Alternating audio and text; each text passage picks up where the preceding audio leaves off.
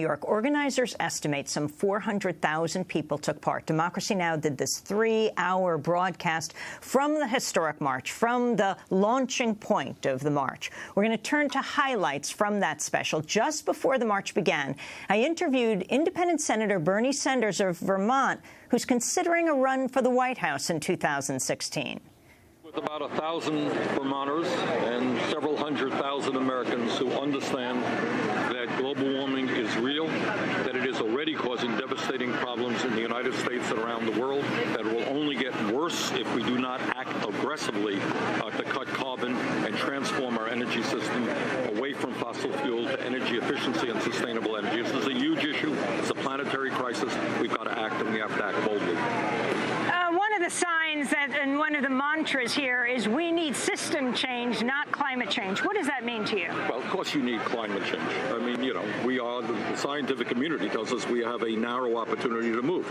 You have to do that. But you also have to change the system because, I mean, among many other things, one of the reasons that we have virtually no Republican in Congress who even acknowledges the reality of climate change is because of the role of money in politics.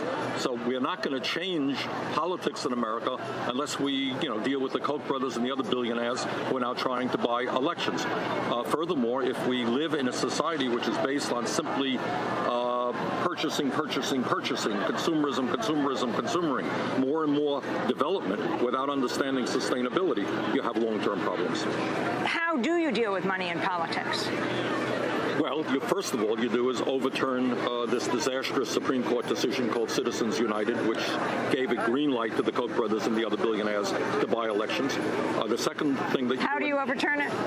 Through a strong grassroots movement. We had a vote a week ago, which the media forgot to cover. New York Times didn't cover it at all, in which every single Republican voted against allowing us to proceed to a constitutional amendment to overturn Citizens United. So that's number one. That's what you have to do. Number two, what you have to do, in my view, is move toward public funding of elections. I think it is just not appropriate that people who have the money or the support of people who have the money can buy elections. The issue of whether you will run for president and what that means for a presidential candidate to be here at the climate march. Number one, will you be running for president? Well, number one, I would be here no matter what my thoughts were. This is an issue I've been involved in for many, many, many years. It's no secret I'm giving thought to the possibility of running for president, getting around the country a little bit, but that decision is not going to be made for a little while. Attending an event last night where you were speaking, the question of whether you would be running as a third-party candidate or as a Democratic Party candidate for president. Well, that's something also. There are advantages and disadvantages of going both routes. Very difficult. On one hand, there is a lot of unhappiness with the Democratic Party and the Republican Party. More and more people are looking to alternatives, looking to become independents. On the other hand, from a practical point of view, putting together a 50-state independent political infrastructure, that ain't so easy either. So that's one of the issues that I'm looking at. But mostly here today, I am just delighted that we're going to have hundreds of thousands of people who say enough is enough. We've got to begin the process of reversing global warming. Do you think President Obama is doing enough around the issue of climate change? I mean, I think he is trying. I wouldn't say that he's doing enough. He can and should do more. But the major impediment right now is not Obama. It is the Republican Party, and we've got to call them out on this, and we don't do it enough.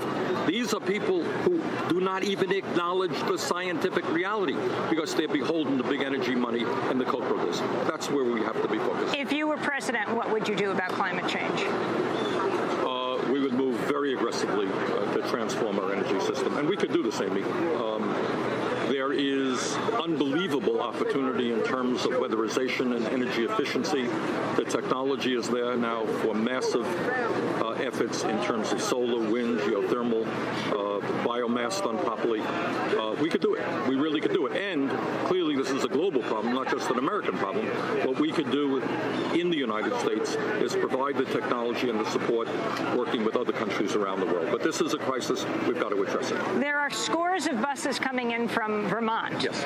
Maybe the most represented state per capita in the entire country. Governor Shumlin recently said he would consider the state divesting from fossil fuels, a call that's being made by 350.org, another Vermont resident, Bill McKibben, your neighbor. I think it's a great idea. I mean, we went through this with tobacco.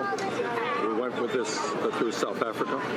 And I think it's a great idea. And I applaud the governor for supporting it. You've been listening to Senator Bernie Sanders.